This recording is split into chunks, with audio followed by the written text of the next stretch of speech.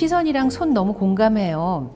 이야기할 때 시선이랑 손을 자연스럽게 하라고 하는데 그게 너무 어색해서 어려워요. 아리모모님, 그렇죠. 손처리는 제일 좋은 게 사실은 스튜어디스들, 이 승무원들께서 손처리를 어떻게 하는지 가만히 보세요. 그러니까 여자라면 왼손을 아래에 놓고 여기 엄지와 검지 사이 있잖아요. 여기다가 다 끼우는 겁니다. 그래서 이 정도로, 근데 꽉 끼우지 마시고 슬며시 끼우는 정도로 해서 약간 내 손가락으로 다른 손, 반대 손 손가락을, 오른손 손가락으로 왼손 손가락을 가리는 정도로 아주 가볍게. 그러니까 꽉 쥐면 사실 긴장하면 꽉 쥐게 되는데 되도록 가볍게 잡으시는 게 좋고, 승무원들이 가장 좋은 자세예요. 그래서 약간 배꼽 정도나 배꼽 아래 정도 그 사이에 놓으면 제일 안정감 있고 아주 정중하게 보입니다. 그렇게 시작하시는 걸 권해드려요. 근데 얘기를 하다 보면 이제 손을 자연스럽게 풀어서, 저도 가끔 손을 많이 쓰는데, 왜냐하면 손이 결국 내 말이에요. 내 메시지예요. 그래서 손을 멀리 뻗으면 내 메시지를 저쪽으로 뻗는다는 거니까 너무 저는 사실은 학생들한테 그런 얘기 해줍니다. 네가 면접을 보러 가는데 그 면접을 보러 가는 회사가 단정하고 차분한 사람을 원하면 손을 많이 쓰지 말아라. 그러면 손을 쓰더라도 아래쪽, 예를 들면 어깨가 있으면 어깨 위까지 올리지 말고 어깨 내 팔꿈치 이 아래쪽에서 손을 움직여라.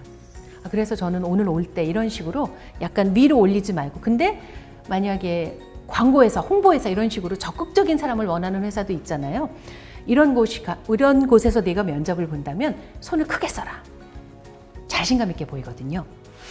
호흡의 요령도 있을까요? 변정민님, 그렇죠. 호흡은 복식 호흡이 제일 좋습니다. 여러분 유튜브를 많이 보실 테니까 유튜브에 찾아보시면 복식 호흡이라고 치면 아마 아주 많은 분들이 복식 호흡에 대해서 유튜브에 올려놓으셨습니다. 그 중에 그냥 쭉 찾아보다 보면 나 이거 해보고 싶다. 예를 들면 그게 체조일 수도 있고, 어떤 분은 이렇게 하세요.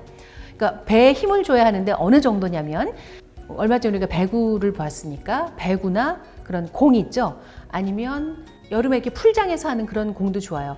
그런 공을 앞에서 갑자기 나한테 던진다 했을 때 내가 받을 때 어떻게 되냐면요. 딱 받으면 힘을 주게 됩니다.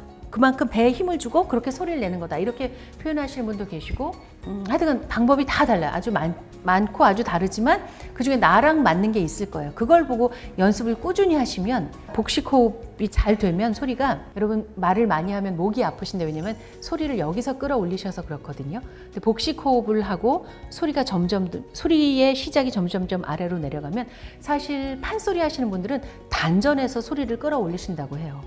단전에서부터 올라오기 때문에 좋은 소리가 올라오고 깊은 소리가 올라오고 쉽게 지치지 않는 소리가 올라옵니다. 그래서 이 복식 호흡을 통해서 소리가 아래에서부터 올라오면 정말 오랫동안 말해도 목도 상하지 않고 아주 좋은 소리가 나옵니다. 연습할 때 목에서 막 목을 짜내시라는 얘기가 아니라 소리를 던지듯이 내시라는 거예요. 소리를 던질 때 여기를 툭 던지면 이 앞에 있는 사람한테도 잘 전달이 안 됩니다. 근데 소리를 강의실 밖까지 들리게 하겠다고 크게 멀리 던지면 큰 소리가 나옵니다. 소리의 크기뿐만이 아니라 전달력이 좋아지는 거예요. 그래서 나쁜 발성은 이거예요. 그럴 때, 발표할 때 입 안에서 웅얼웅얼 거리는 거. 제가요, 내가 입 안으로 소리를 삼키거나 입 안에서 웅얼거리는 그 습관이거든요. 자기가 어떻게 말을 하느냐를 알아야 합니다. 지인 중에 말이 빠른 사람이 있어요. 웅얼거릴 때도 잘 못 알아듣겠지만 빠른 말도 가끔 잘 못 알아들을 때가 있어요. 이런 분들은 어떻게 말하는 게 좋을까요? 여러분 최근에 여자 배구 정말 멋있었죠. 거기서 스파이크를 해야 되는데 팔을 뻗어서 스파이크를 해야 되잖아요. 그래야 공이 제대로 들어가죠. 그래야 메시지가 제대로 전달이 되는데, 웅얼거리는 건 이렇게 스파이크를 하는 겁니다. 전달이 안 되는 거예요. 그러니까 내가 팔을 제대로 펴서 스파이크를 하는 게 말을 밖으로 던지는 겁니다. 친구든 뭐 동료든 도와주실 분이 어떻게 도와주시면 되냐면, 녹음을 하세요. 말을 하는 게 좀 어색하시면 책을 한번 읽어보세요. 지금까지 내가 말한 것처럼 웅얼웅얼하고 읽지 말고요. 그러니까 말을, 제가 말씀드렸죠. 말을 던진다. 자, 여기서 스파이크를 넣는 이 팔 동작을 생각하면서 말을 저쪽으로 저 사람 건너편에 있는 사람한테 말을 던진다. 이런 기분으로 말을 하셔야 돼요. 술이 향기로우면 골목이 깊어도 사람이 찾아온다 이렇게. 스스로 터득할 수 있으면 좋지만 처음에는 잘 안 들릴 수 있어요. 나는 내가 말하는 게 익숙하니까. 도와줄 사람에게 한번 들려봐 주세요. 그 사람이 아직도 웅얼거려 하면 더 한번 말을 자꾸 던진다고 생각하시면 돼요. 빠르게 많이 말해봤자 못 알아듣습니다. 적당한 속도로 강조해 가면서 말을 해야 메시지가 전달이 됩니다. 빠르게 말하는 건 많은 말을 많이 전하고 싶다는 거지만 많은 말을 다 제대로 못 전하는 것과 똑같습니다.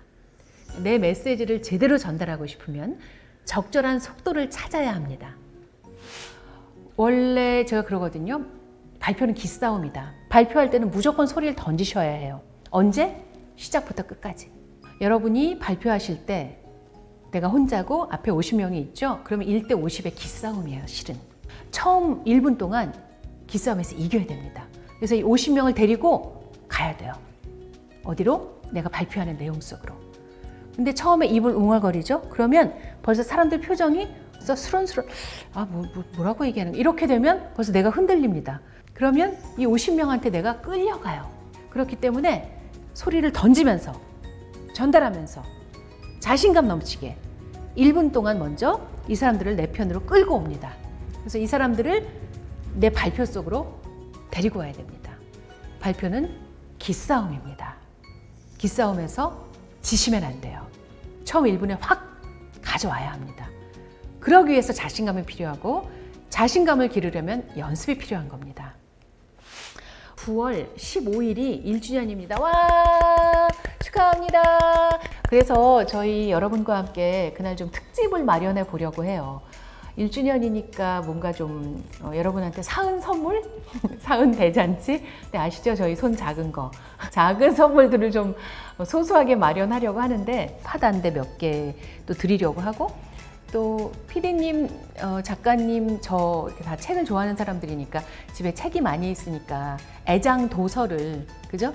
네, 좀 내놓아서 여러분께 선물로 드리면 좋지 않을까 하는 생각을 하고 있습니다. 9월 15일 수요일 밤 9시에 만나서 책 선물 받아 갑시다.